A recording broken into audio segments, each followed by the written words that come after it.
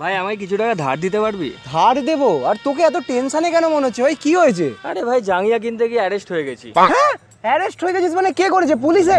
না না, নাট্য কোম্পানি থেকে অ্যারেস্ট করছি। কি এটা পাগলের মতো কথা, পুলিশেই তো অ্যারেস্ট করবে নাকি? না না না না, আমি ব্যাপারটা বুঝতে পারছি না ভাই। জাঙ্গিয়া কিনতে গিয়ে কে অ্যারেস্ট হয়ে যায়? আরে ভাই অনলাইনে জাঙ্গিয়া অর্ডার করেছিলাম কয়েকদিন আগে, আমার কাছে একটা আননোন নাম্বার থেকে ফোন এসেছে, বলছে নাকি যে আমার জাঙ্গিয়ারের পার্সেলে নাকি ড্রাগস পেয়েছে, অনেক টাকা ফাইন করেছে ভাই, না দিতে পারলে বলছে বাড়িতে পুলিশ চলে আসবে। আমি কোনো রকমে কালকে দিনটা সময় চেয়েছি। ভাই কি বলছিস ভাই, এটা সিরিয়াস ব্যাপার ভাই। হ্যাঁ ঠিক আছে ঠিক আছে, তুই টাকা জোগাড় কর, আমি দেখছি যতটা সাহায্য করা যায়, ঠিক আছে? এই বাবা শোনো না, আমার কিছু পয়সা কড়ি লাগবে। ইয়ার নতুন কি জন্য বলে ফেলো। আরে লাহার একটু ফাইন্যান্সিয়াল সমস্যা হয়েছে, ওকে সাহায্য করতে হবে। সে কি রে, কেন কি হয়েছে? আরে বাবা, ওর জাঙ্গিয়ার প্যাকেট থেকে নাকি পুলিশে ড্রাগ পেয়েছে, এবার ওকে বলছে যে ফাইন দিতে হবে, নাহলে ওর ঘরে পুলিশ চলে আসবে। বলো তুমি।